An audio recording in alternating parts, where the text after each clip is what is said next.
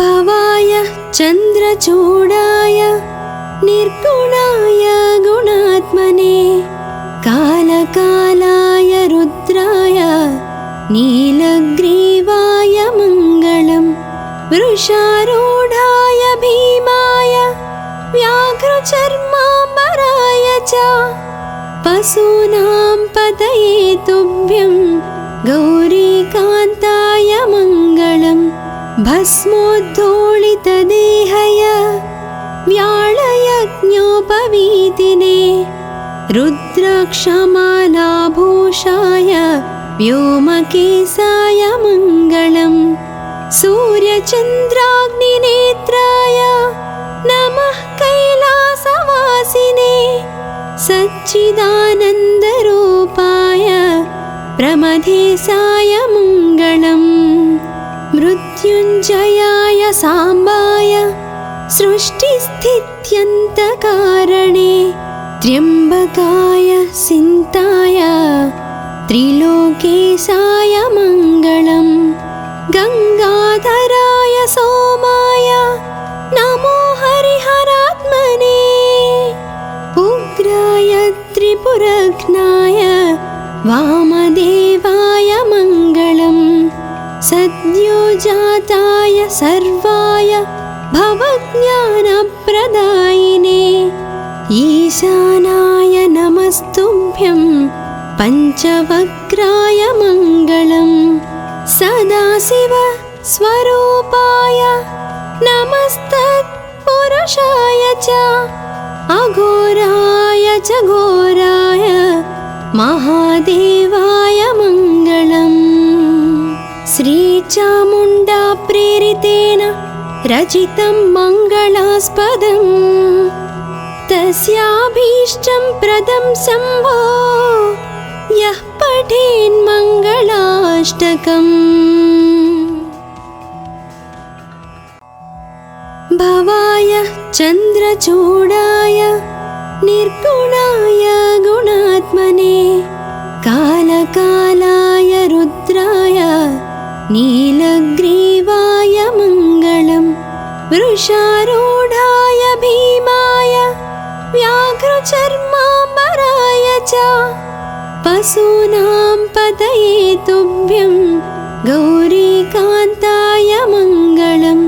भस्मोद्धूलितदेहय व्याळयज्ञोपवीतिने रुद्राक्षमालाभूषाय व्योमकेशाय मङ्गलम् सूर्यचन्द्राग्निनेत्राय नमः कैलासवासिने सच्चिदानन्दरूपाय प्रमथेशाय मङ्गलम् मृत्युञ्जयाय साम्बाय सृष्टिस्थित्यन्तकारणे त्र्यम्बकाय सिन्ताय त्रिलोकेशाय मङ्गलम् गङ्गाधराय सोमाय नमो हरिहरात्मने उग्राय त्रिपुरघ्नाय वामदेवाय मङ्गलम्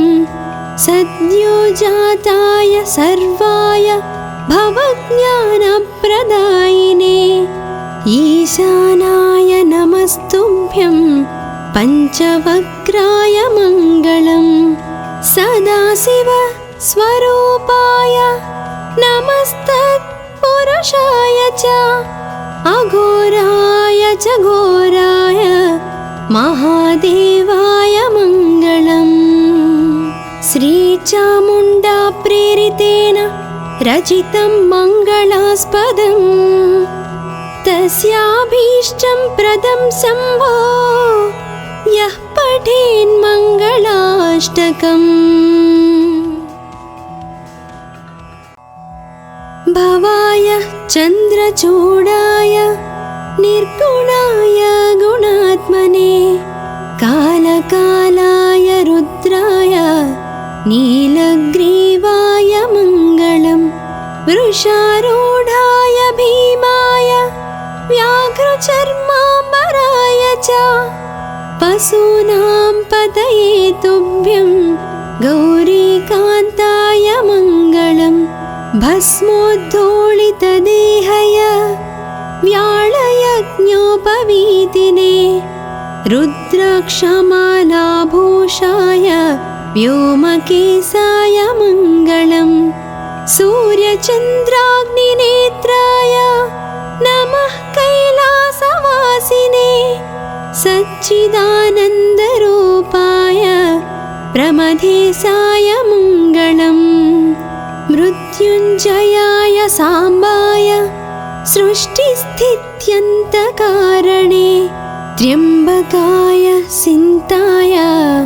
त्रिलोकेशाय मङ्गलम् गङ्गाधराय सोमाय नमो हरिहरात्मने उग्राय त्रिपुरघ्नाय वामदेवाय मङ्गलम् सद्योजाताय सर्वाय भवज्ञानप्रदायिने ईशानाय नमस्तुभ्यं पञ्चवक्त्राय मङ्गलम् सदाशिव स्वरूपाय नमस्तत्पुरुषाय च अघोराय च घोराय महादेवाय मङ्गलम् श्रीचामुण्डा प्रेरितेन रचितं मङ्गलास्पदम् तस्याभीष्टं प्रदं शम्भो यः पठेन्मङ्गलाष्टकम् भवाय चन्द्रचूडाय निर्गुणाय गुणात्मने कालकालाय रुद्राय नीलग्रीवाय मङ्गलम् वृषारूढाय भीमाय व्याघ्रचर्माम्बराय च पशूनां पतये तुभ्यं गौरीकान्ताय मङ्गलम् भस्मोद्धूलितदेहय व्याळयज्ञोपवीतिने रुद्राक्षमालाभूषाय व्योमकेशाय मङ्गलम् सूर्यचन्द्राग्निनेत्राय नमः कैलासवासिने सच्चिदानन्दरूपाय प्रमथेशाय मङ्गलम् मृत्युञ्जयाय साम्बाय सृष्टिस्थित्यन्तकारणे त्र्यम्बकाय सिन्ताय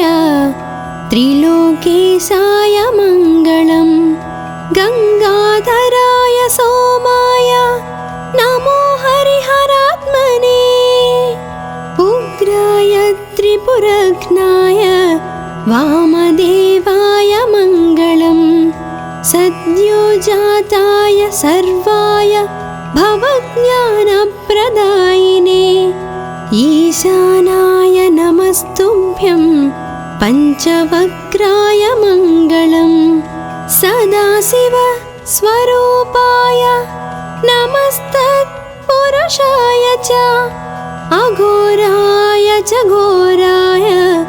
महादेवाय मङ्गलम् श्रीचामुण्डा प्रेरितेन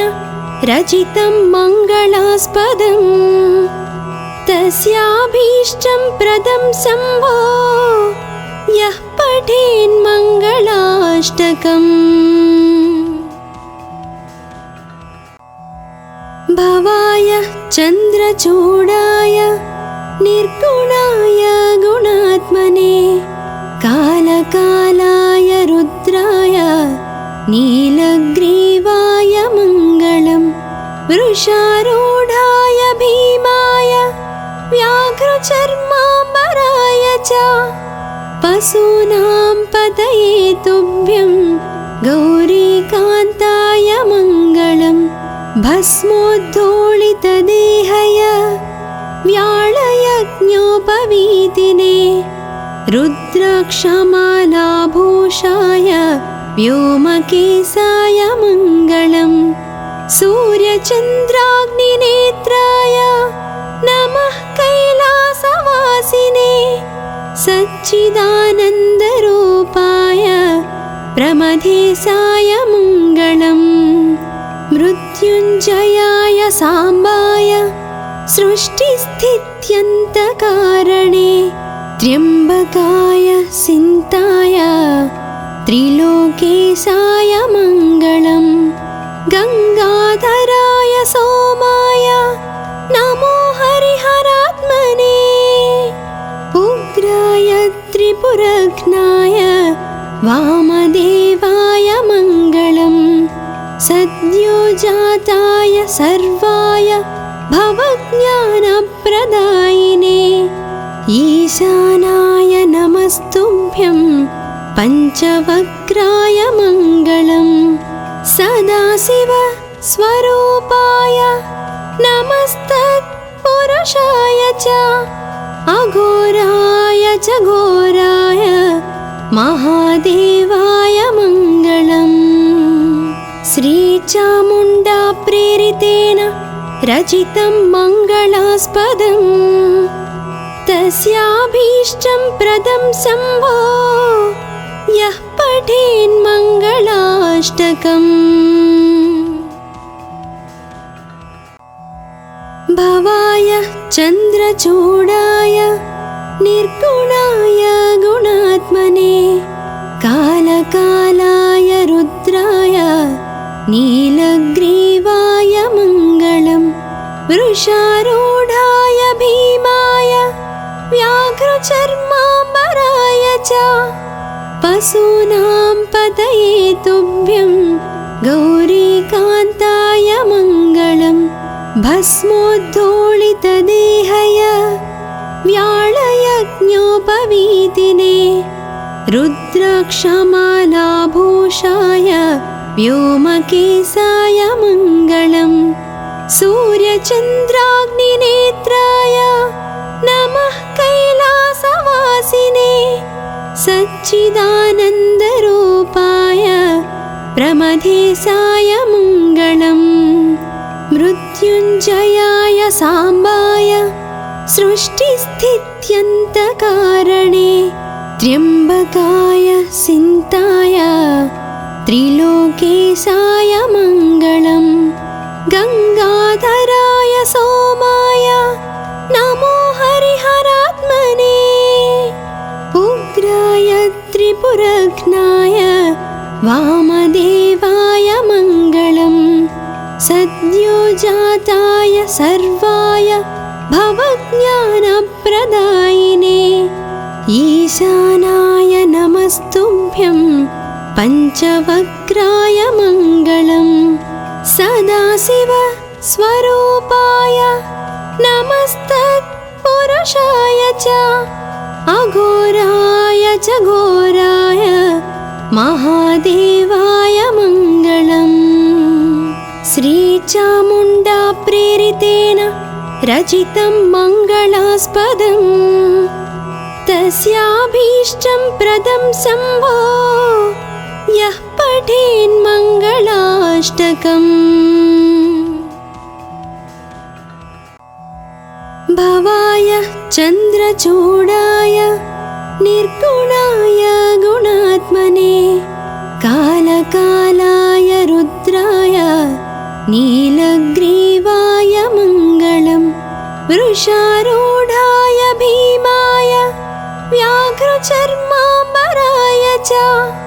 पशूनां पतये तुभ्यं गौरीकान्ताय मङ्गलम् भस्मोद्धूलितदेहय व्याळयज्ञोपवीतिने रुद्राक्षमालाभूषाय व्योमकेशाय मङ्गलम् सूर्यचन्द्राग्निनेत्राय नमः कैलासवासिने सच्चिदानन्दरूपाय प्रमथेशाय मङ्गलम् मृत्युञ्जयाय साम्बाय सृष्टिस्थित्यन्तकारणे त्र्यम्बकाय सिन्ताय त्रिलोकेशाय मङ्गलम् गङ्गाधराय सोमाय नमो हरिहरात्मने उग्राय त्रिपुरघ्नाय वामदेवाय मङ्गलम् सद्योजाताय सर्वाय भवज्ञानप्रदायिने ईशानाय नमस्तुभ्यं पञ्चवक्त्राय मङ्गलम् सदाशिव स्वरूपाय नमस्तत्पुरुषाय च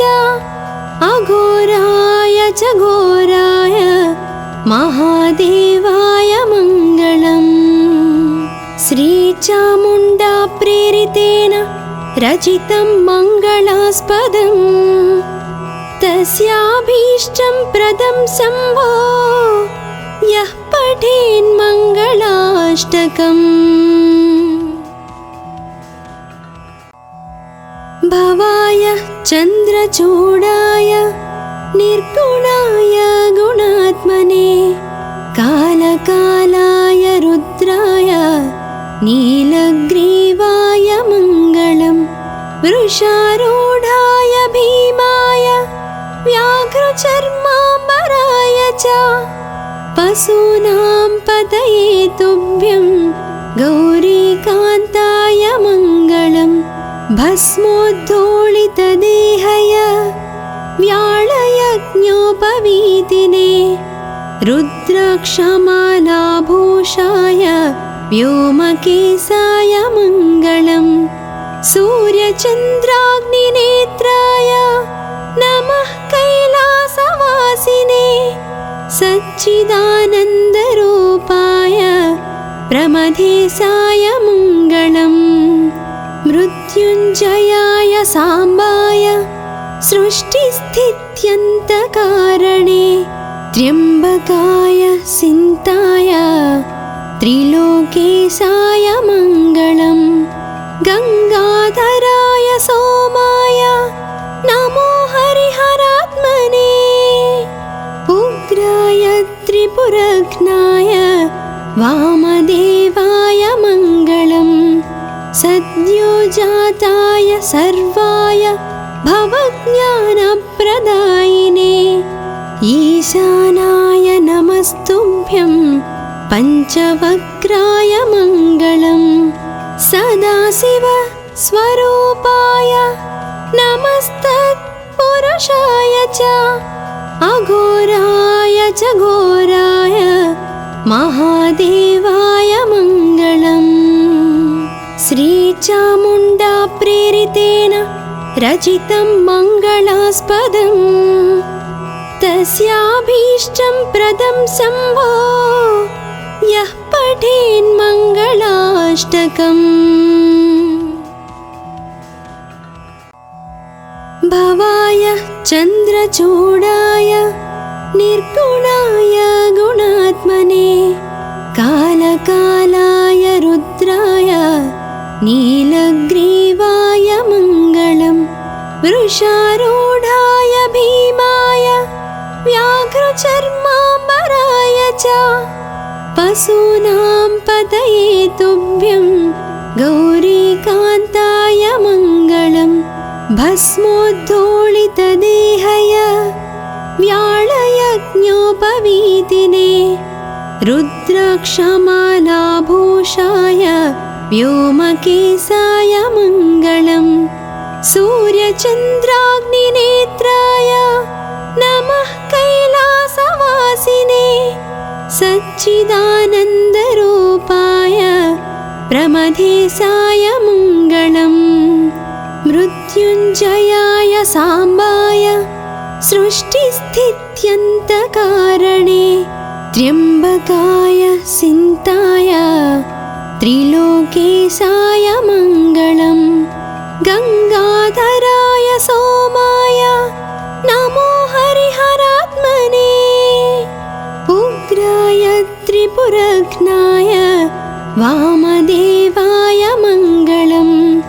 सद्योजाताय सर्वाय भवज्ञानप्रदायिने ईशानाय नमस्तुभ्यं पञ्चवक्त्राय मङ्गलम् सदाशिव स्वरूपाय नमस्तत्पुरुषाय च अघोराय च घोराय महादेवाय मङ्गलम्। श्रीचामुण्डा प्रेरितेन रचितं मङ्गलास्पदम् तस्याभीष्टं प्रदं शम्भो यः पठेन्मङ्गलाष्टकम्। भवाय चन्द्रचूडाय निर्गुणाय गुणात्मने कालकालाय रुद्राय नीलग्रीवाय मङ्गलम्। वृषारूढाय भीमाय व्याघ्रचर्माम्बराय च पशूनां पतये तुभ्यं गौरीकान्ताय मङ्गलम्। भस्मोद्धूलितदेहय व्याळयज्ञोपवीतिने रुद्राक्षमालाभूषाय व्योमकेशाय मङ्गलम्। सूर्यचन्द्राग्निनेत्राय नमः कैलासवासिने सच्चिदानन्दरूपाय प्रमथेशाय मङ्गलम्। मृत्युञ्जयाय साम्बाय सृष्टिस्थित्यन्तकारणे त्र्यम्बकाय सिन्ताय त्रिलोकेशाय मङ्गलम्। गङ्गाधराय सोमाय नमो हरिहरात्मने उग्राय त्रिपुरघ्नाय वामदेवाय मङ्गलम्। सद्योजाताय सर्वाय भवज्ञानप्रदायिने ईशानाय नमस्तुभ्यं पञ्चवक्त्राय मङ्गलम्। सदाशिव स्वरूपाय नमस्तत्पुरुषाय च अघोराय च घोराय महादेवाय मङ्गलम्। श्रीचामुण्डा प्रेरितेन रचितं मङ्गलास्पदम् तस्याभीष्टं प्रदं शम्भो यः पठेन्मङ्गलाष्टकम्। भवाय चन्द्रचूडाय निर्गुणाय गुणात्मने कालकालाय रुद्राय नीलग्रीवाय मङ्गलम्। वृषारूढाय भीमाय व्याघ्रचर्माम्बराय च पशूनां पतये तुभ्यं गौरीकान्ताय मङ्गलम्। भस्मोद्धूलितदेहय व्याळयज्ञोपवीतिने रुद्राक्षमालाभूषाय व्योमकेशाय मङ्गलम्। सूर्यचन्द्राग्निनेत्राय नमः कैलासवासिने सच्चिदानन्दरूपाय प्रमथेशाय मङ्गलम्। मृत्युञ्जयाय साम्बाय सृष्टिस्थित्यन्तकारणे त्र्यम्बकाय सिन्ताय त्रिलोकेशाय मङ्गलम्। गङ्गाधराय सोमाय नमो हरिहरात्मने उग्राय त्रिपुरघ्नाय वामदेवाय मङ्गलम्। सद्योजाताय सर्वाय भवज्ञानप्रदायिने ईशानाय नमस्तुभ्यं पञ्चवक्त्राय मङ्गलम्। सदाशिव स्वरूपाय नमस्तत्पुरुषाय च अघोराय च घोराय महादेवाय मङ्गलम्। श्रीचामुण्डा प्रेरितेन रचितं मङ्गलास्पदम् तस्याभीष्टं प्रदं शम्भो यः पठेन्मङ्गलाष्टकम्। भवाय चन्द्रचूडाय निर्गुणाय गुणात्मने कालकालाय रुद्राय नीलग्रीवाय मङ्गलम् वृषारूढाय भीमाय व्याघ्रचर्माम्बराय च पशूनां पतये तुभ्यं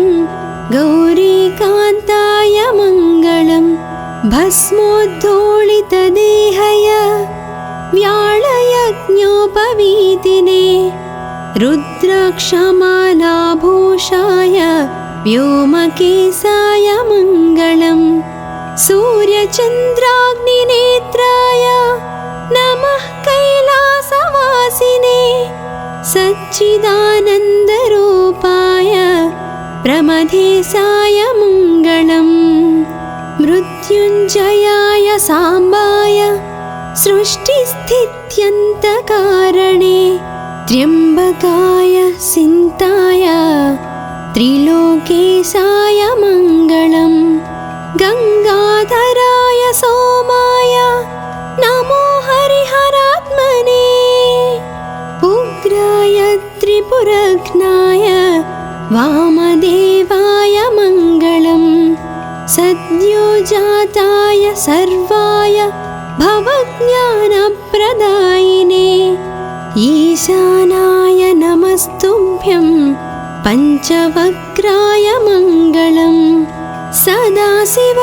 स्वरूपाय नमस्तत्पुरुषाय च अघोराय च घोराय महादेवाय मङ्गलम् श्रीचामुण्डा प्रेरितेन रचितं मङ्गलास्पदम् तस्याभीष्टं प्रदं शम्भो यः पठेन्मङ्गलाष्टकम् भवाय चन्द्रचूडाय निर्गुणाय गुणात्मने कालकालाय रुद्राय नीलग्रीवाय मङ्गलम् वृषारूढाय भीमाय व्याघ्रचर्माम्बराय च पशूनां पतये तुभ्यं गौरीकान्ताय मङ्गलम् भस्मोद्धूलितदेहय व्याळयज्ञोपवीतिने रुद्राक्षमालाभूषाय व्योमकेशाय मङ्गलम् सूर्यचन्द्राग्निनेत्राय नमः कैलासवासिने सच्चिदानन्दरूपाय प्रमथेशाय मङ्गलम् मृत्युञ्जयाय साम्बाय सृष्टिस्थित्यन्तकारणे त्र्यम्बकाय सिन्ताय त्रिलोकेशाय मङ्गलम् गङ्गाधराय सोमाय नमो हरिहरात्मने उग्राय त्रिपुरघ्नाय वामदेवाय मङ्गलम् सद्योजाताय सर्वाय भवज्ञानप्रदायिने ईशानाय नमस्तुभ्यं पञ्चवक्त्राय मङ्गलम् सदाशिव स्वरूपाय नमस्तत्पुरुषाय च अघोराय च घोराय महादेवाय मङ्गलम् श्रीचामुण्डा प्रेरितेन रचितं मङ्गलास्पदम् तस्याभीष्टं प्रदं शम्भो यः पठेन्मङ्गलाष्टकम् भवाय चन्द्रचूडाय निर्गुणाय गुणात्मने कालकालाय रुद्राय नीलग्रीवाय मङ्गलम् वृषारूढाय भीमाय व्याघ्रचर्माम्बराय च पशूनां पतये तुभ्यं गौरीकान्ताय मङ्गलम् भस्मोद्धूलितदेहय व्याळयज्ञोपवीतिने रुद्राक्षमालाभूषाय व्योमकेशाय मङ्गलम् सूर्यचन्द्राग्निनेत्राय नमः कैलासवासिने सच्चिदानन्दरूपाय प्रमथेशाय मङ्गलम् मृत्युञ्जयाय साम्बाय सृष्टिस्थित्यन्तकारणे त्र्यम्बकाय सिन्ताय त्रिलोकेशाय मङ्गलम् गङ्गाधराय सोमाय नमो हरिहरात्मने उग्राय त्रिपुरघ्नाय वामदेवाय मङ्गलम् सद्योजाताय सर्वाय भवज्ञानप्रदायिने ईशानाय नमस्तुभ्यं पञ्चवक्त्राय मङ्गलम् सदाशिव स्वरूपाय नमस्तत्पुरुषाय च अघोराय च घोराय महादेवाय मङ्गलम् श्रीचामुण्डा प्रेरितेन रचितं मङ्गलास्पदम्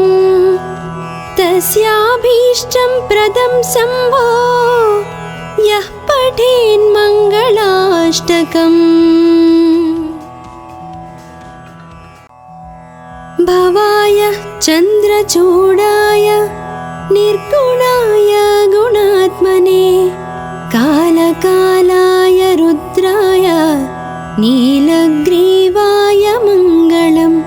वृषारूढाय भीमाय व्याघ्रचर्माम्बराय च पशूनां पतये तुभ्यं गौरीकान्ताय मङ्गलम् भस्मोद्धूलितदेहय व्याळयज्ञोपवीतिने रुद्राक्षमालाभूषाय व्योमकेशाय मङ्गलम् सूर्यचन्द्राग्निनेत्राय नमः कैलासवासिने सच्चिदानन्दरूपाय प्रमथेशाय मङ्गलम् मृत्युञ्जयाय साम्बाय सृष्टिस्थित्यन्तकारणे त्र्यम्बकाय सिन्ताय त्रिलोकेशाय मङ्गलम् गङ्गाधराय सोमाय नमो हरिहरात्मने उग्राय त्रिपुरघ्नाय वामदेवाय मङ्गलम् सद्योजाताय सर्वाय भवज्ञानप्रदायिने ईशानाय नमस्तुभ्यं पञ्चवक्त्राय मङ्गलम् सदाशिव स्वरूपाय नमस्तत्पुरुषाय च अघोराय च घोराय महादेवाय मङ्गलम् श्रीचामुण्डा प्रेरितेन रचितं मङ्गलास्पदम् तस्याभीष्टं प्रदं शम्भो यः पठेन्मङ्गलाष्टकम् भवाय चन्द्रचूडाय निर्गुणाय गुणात्मने कालकालाय रुद्राय नीलग्रीवाय मङ्गलम् वृषारूढाय भीमाय व्याघ्रचर्माम्बराय च पशूनां पतये तुभ्यं गौरीकान्ताय मङ्गलम् भस्मोद्धूलितदेहय व्याळयज्ञोपवीतिने रुद्राक्षमालाभूषाय व्योमकेशाय मङ्गलम् सूर्यचन्द्राग्निनेत्राय नमः कैलासवासिने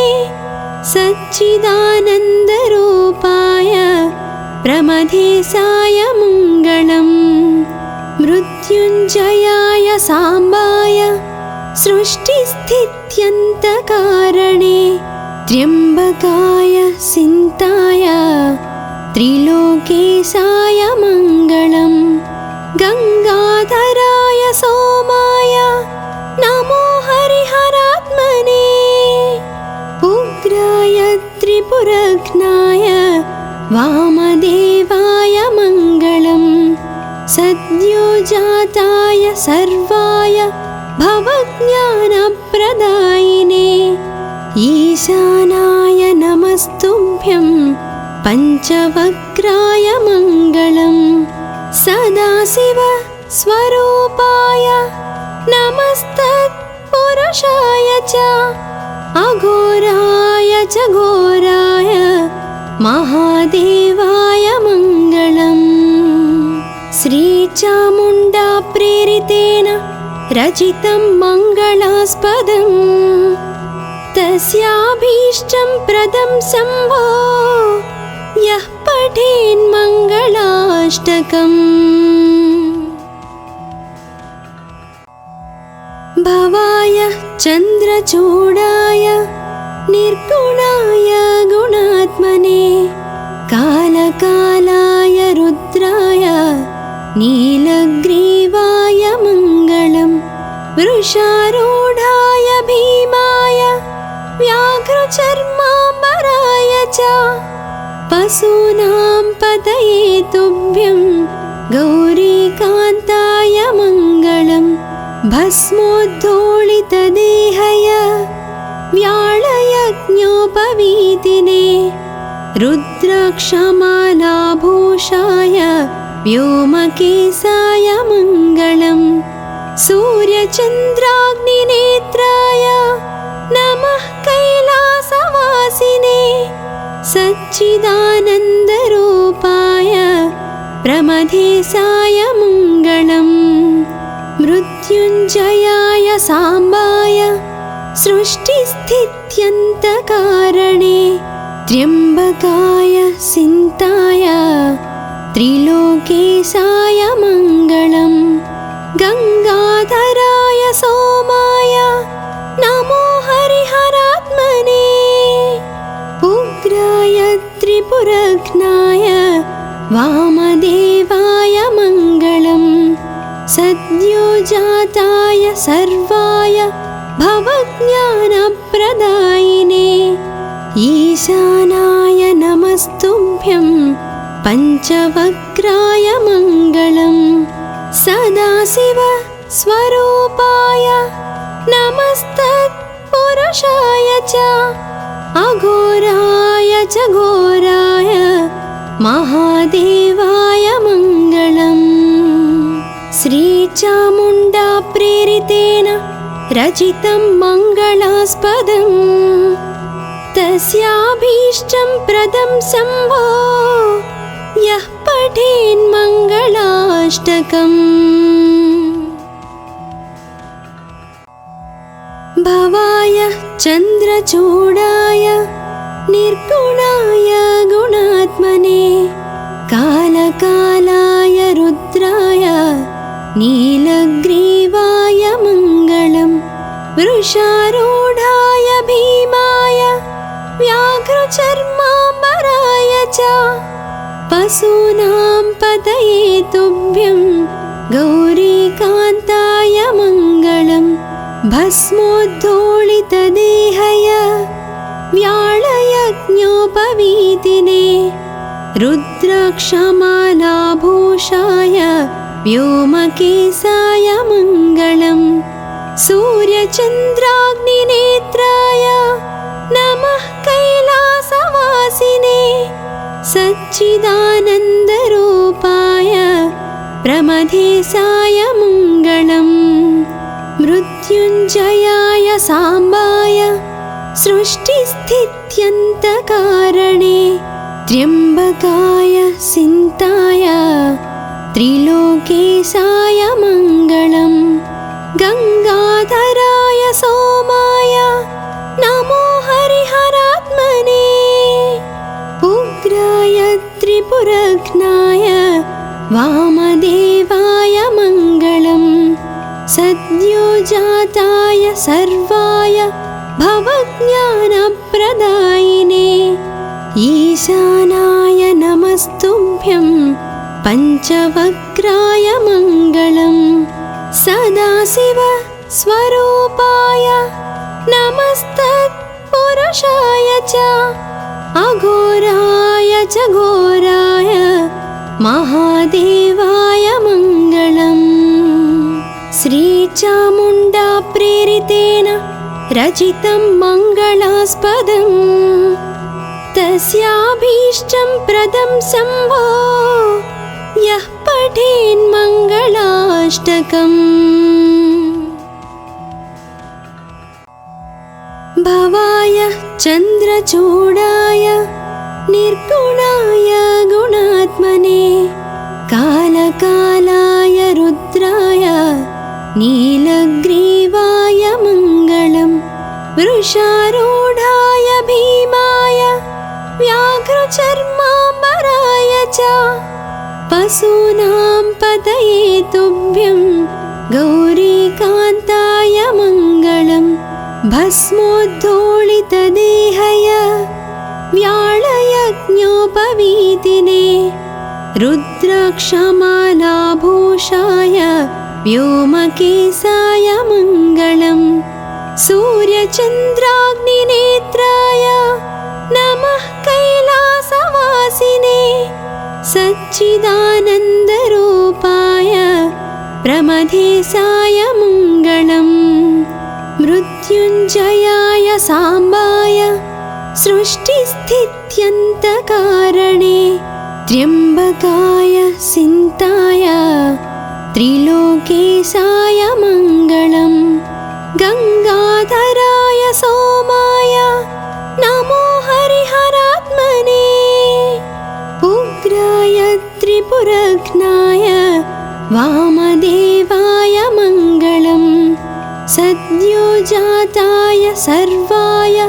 भवज्ञानप्रदायिने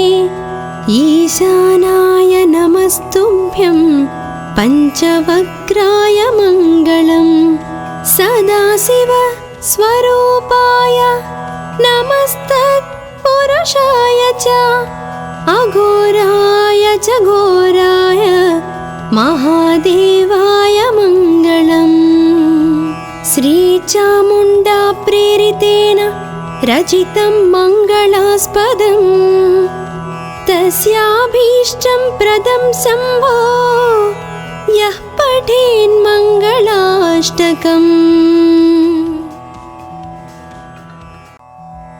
भवाय चन्द्रचूडाय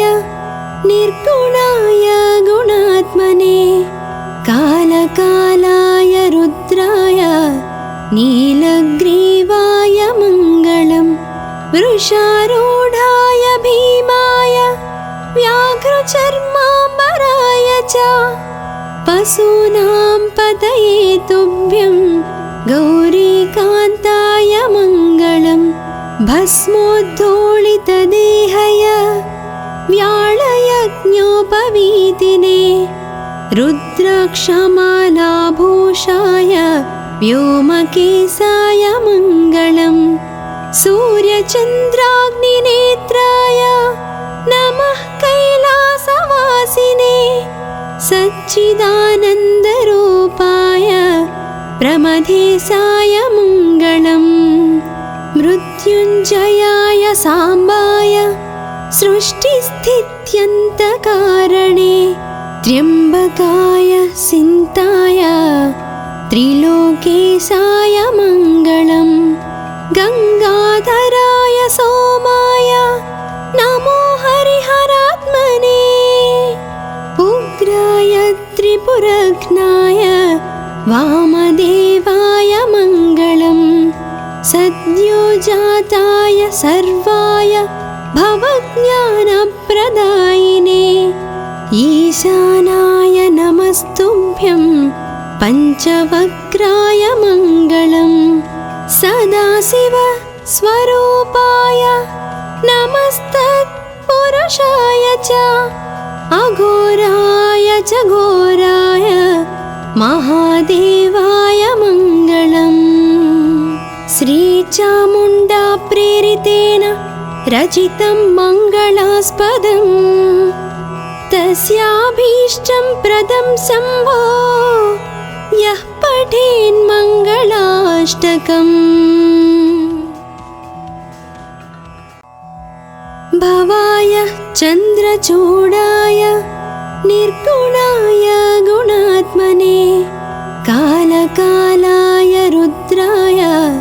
नीलग्रीवाय मङ्गलम्। वृषारूढाय भीमाय व्याघ्रचर्माम्बराय च पशूनां पतये तुभ्यं गौरीकान्ताय मङ्गलम्। भस्मोद्धूलितदेहय व्याळयज्ञोपवीतिने रुद्राक्षमालाभूषाय व्योमकेशाय मङ्गलम्। सूर्यचन्द्राग्निनेत्राय नमः कैलासवासिने सच्चिदानन्दरूपाय प्रमथेशाय मङ्गलम्। मृत्युञ्जयाय साम्बाय सृष्टिस्थित्यन्तकारणे त्र्यम्बकाय सिन्ताय त्रिलोकेशाय मङ्गलम्। गङ्गाधराय सोमाय नमो हरिहरात्मने उग्राय त्रिपुरघ्नाय वामदेवाय मङ्गलम्। सद्योजाताय सर्वाय भवज्ञानप्रदायिने ईशानाय नमस्तुभ्यं पञ्चवक्त्राय मङ्गलम्। सदाशिव स्वरूपाय नमस्तत्पुरुषाय च अघोराय च घोराय महादेवाय मङ्गलम्। श्रीचामुण्डा प्रेरितेन रचितं मङ्गलास्पदम् तस्याभीष्टं प्रदं शम्भो यः पठेन्मङ्गलाष्टकम्। भवाय चन्द्रचूडाय निर्गुणाय गुणात्मने कालकालाय रुद्राय नीलग्रीवाय मङ्गलम्। वृषारूढाय भीमाय व्याघ्रचर्माम्बराय च पशूनां पतये तुभ्यं गौरीकान्ताय मङ्गलम्। भस्मोद्धूलितदेहय व्याळयज्ञोपवीतिने रुद्राक्षमालाभूषाय व्योमकेशाय मङ्गलम्। सूर्यचन्द्राग्निनेत्राय नमः कैलासवासिने सच्चिदानन्दरूपाय प्रमथेशाय मङ्गलम्। मृत्युञ्जयाय साम्बाय सृष्टिस्थित्यन्तकारणे त्र्यम्बकाय सिन्ताय त्रिलोकेशाय मङ्गलम्। गङ्गाधराय सोमाय नमो हरिहरात्मने उग्राय त्रिपुरघ्नाय वामदेवाय मङ्गलम्। सद्योजाताय सर्वाय भवज्ञानप्रदायिने ईशानाय नमस्तुभ्यं पञ्चवक्त्राय मङ्गलम्। सदाशिव स्वरूपाय नमस्तत्पुरुषाय च अघोराय च घोराय महादेवाय मङ्गलम्। श्रीचामुण्डा प्रेरितेन रचितं मङ्गलास्पदम् तस्याभीष्टं प्रदं शम्भो यः पठेन्मङ्गलाष्टकम्।